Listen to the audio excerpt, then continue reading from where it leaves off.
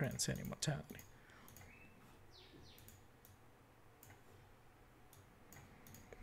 What's going on, guys? ¿Cómo están? BugaLuis here and welcome back to another live reaction here on the channel. Today we're going to take a look at Senegal versus Japan, which for me, to be completely honest with you, is probably one of the best matches I've seen in this entirety of the World Cup. I was really excited and really thrilling to watch.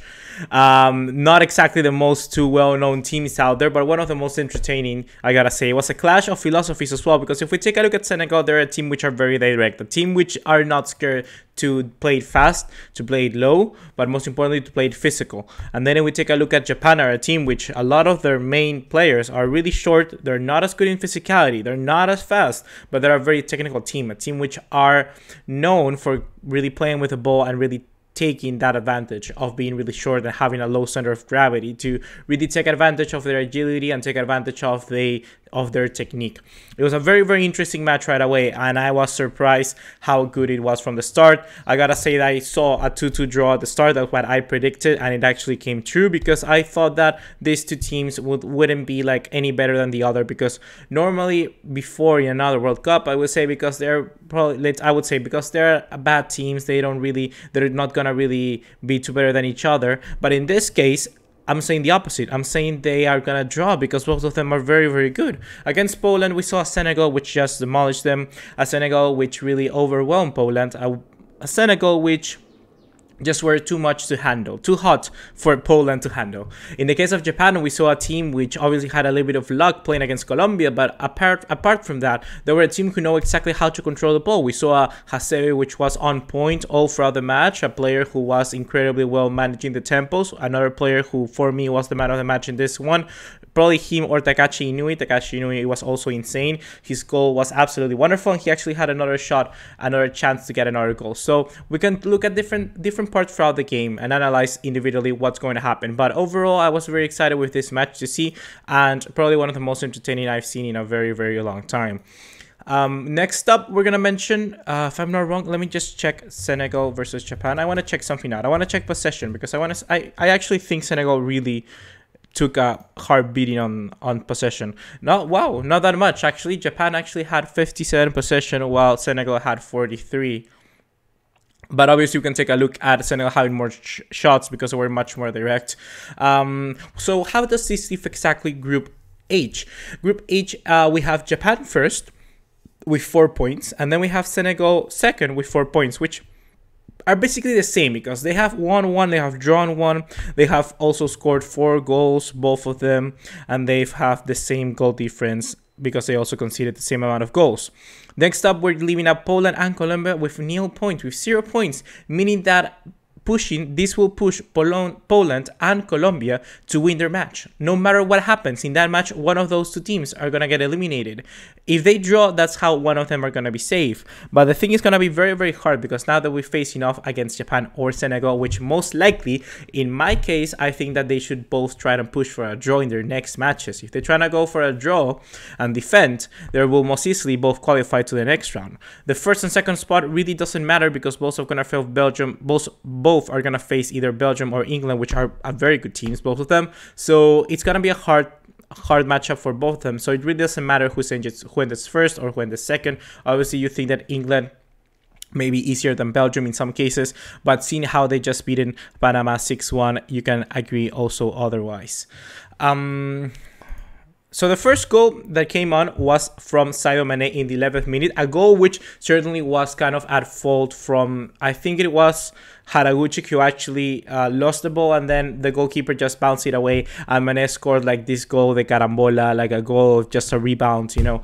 And then, even though in that case Mane wasn't playing his best first half ever, he actually managed to score a goal and put Senegal through, so that's very good. The second goal came from Takashi Inui, and this actually tells you how Senegal may had a lot of chances in attack, but some cases they also let a lot of chances, conceded a lot of chances as well, because we saw, and I think it was Sarr who lost the ball, and then it was on Takashi Inui, and Takashi Inui, no, it was actually Osako had a shot, and it bounced off, and it actually got to Takashi Inui, and Inui was like in a very tight angle, and he actually managed to put one of those curlers, you know, those who wall to the top right corner. And Inui actually really surprised me, because he has been a player I've been saying time and time again how good he really is, and now he's really proving it for all the people to see. So now I cannot have haters saying me that Inui is not good. He's really good, and he's gonna kill it back again in La Liga, because he now moved to Real Betis, as you know, in a free also, I think. So very good business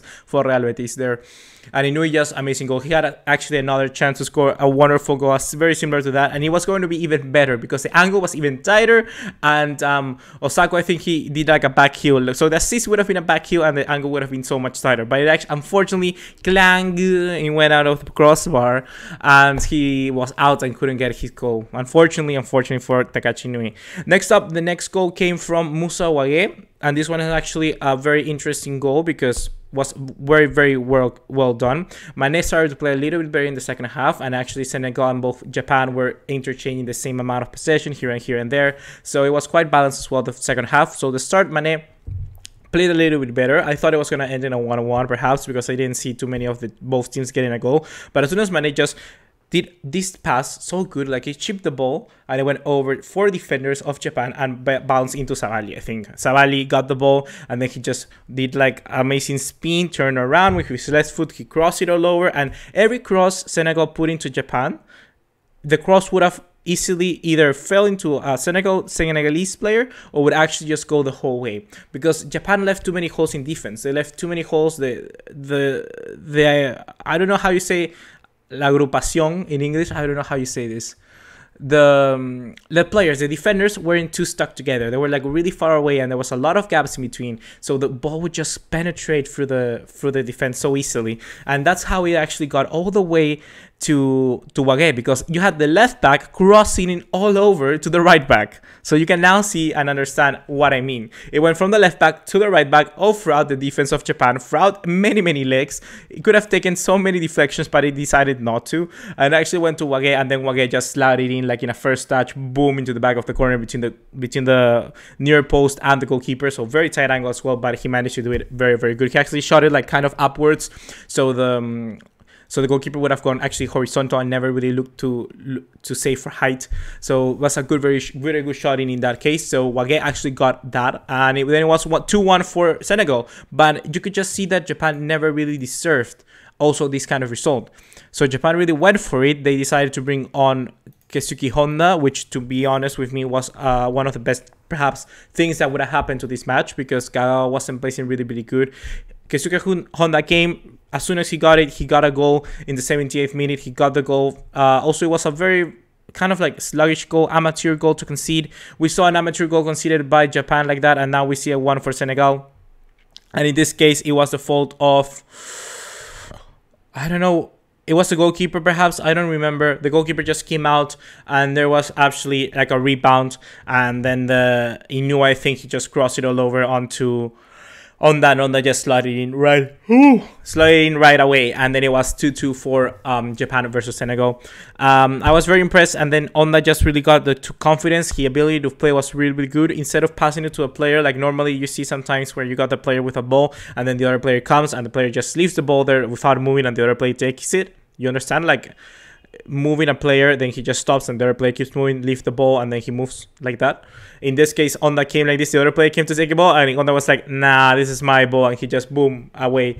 And it was really good because I think then he put a diagonal ball over to Okazaki, and Okazaki just almost gonna get it, but he didn't got to it.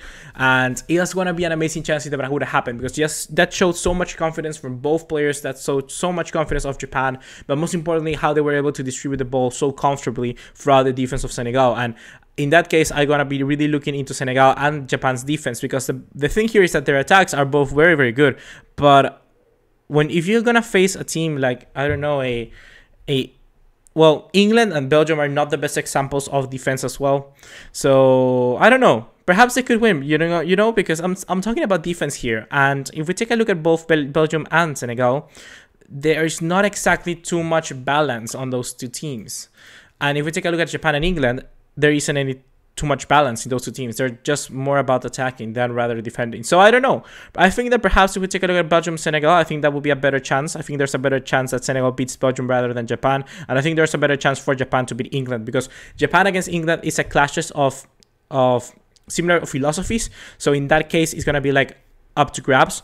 And in the case with Belgium and Senegal, they're similar also philosophies. You know what I mean? With philosophies, I mean systems, like both attacking minded systems, and rather like Belgium and Japan and England, sorry, they're more of like control the ball and try to find pockets of space and try to get the goal as they can and find out how to. In this case, England got 6 goals against Tunisia, because obviously against Panama, because Panama just like gave up really. So we cannot really blame Panama for that, although they played really well. But we'll talk more on that later. Or before. I already talked about that match. Damn. What else do I want to mention about this match? There's really not too much to mention about apart from this. They're both very, very incredible teams, I gotta say. And it will be really, really sad now if one of them leaves this competition, because I'm very excited to see them facing off bigger teams and both nations having the respect that they deserve by going through the qualifying round. So, in my opinion, I would like to see Colombia beating Poland, and then Poland being eliminated. So then Japan can try and get a result against Poland there, because even though if they lose, they're still going to be qualified. And then I will try to see Senegal beating Colombia, even though Colombia is a South American team, and some people say like, oh, South American teams need to support each other. Well, I don't float that boat. I float my own boat, and in that boat, I just want underdogs to win. So I think Senegal can beat Colombia, to be honest. In one of those, if we pair up Japan, Colombia, if we pair up Senegal, Colombia, or Japan, Poland, I think there's more chance for Senegal to beat Colombia than Japan against Poland. So I would say that in this match, I would like Colombia to win in this next match. And hopefully both Senegal and Japan go through. And then we're going to see either Belgium-Japan final round of 16 match, or we're going to see an England-Senegal perhaps, or the other way around, England-Japan or Belgium-Senegal. It's going to be insane. It's going to be insane. Really, really love these two teams. Yeah, they can also end up all in 4 points. And if they end up all in 4 points, I want to check the goal difference. You know what? Let's check out the goal difference. Senegal versus Japan. Let me just take a look at the table. Okay, if we take a look at the goal difference, Poland and Colombia both are at -1. Meaning if they draw or win this game, depending on how many goals they are, there could be +2. No, I don't think +2. Because even scoring 2 goals would take them out to +1. Interesting.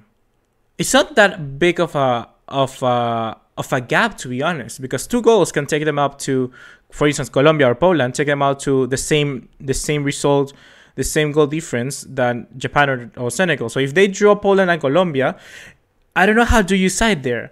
You decide by how many goals do one team score against the other, or do you decide about the yellow cards, like I told you the other day, about how many fouls they made? Interesting. Really, really interesting. I will have to look on that later, and then I'll say you my findings or my research on the next video.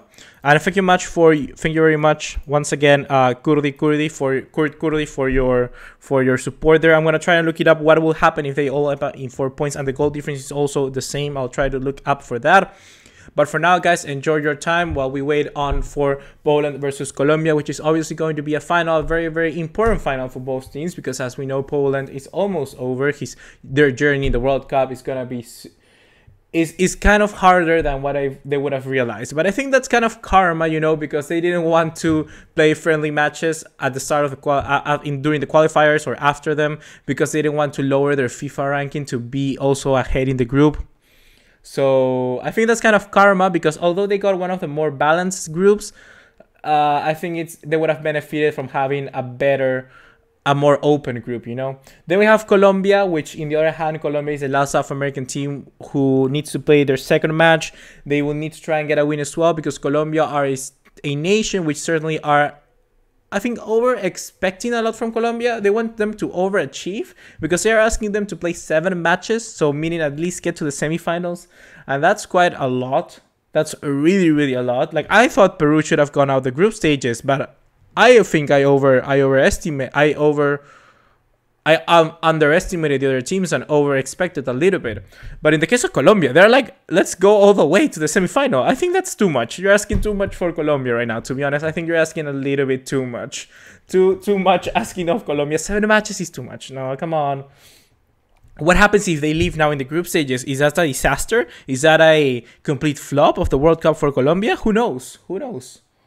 Who knows? So hopefully guys you have enjoyed. Please remember to smash the like button and also remember to subscribe. Follow me on Instagram. My Instagram is BugaLuis.fc. That's going to be my main place for you guys to get posts, to get information, and get some interesting engagement between me and you guys. Because in YouTube we can only do it by comments. There we can do it by comments, stories. Now there's Instagram TV, so who knows what I might be doing there. But obviously the main platform is here, YouTube, with you guys. So hopefully you have enjoyed. Once again, leave your questions in the comment box down below and I'll try to answer them, and see you in the next one. Take care. Ciao.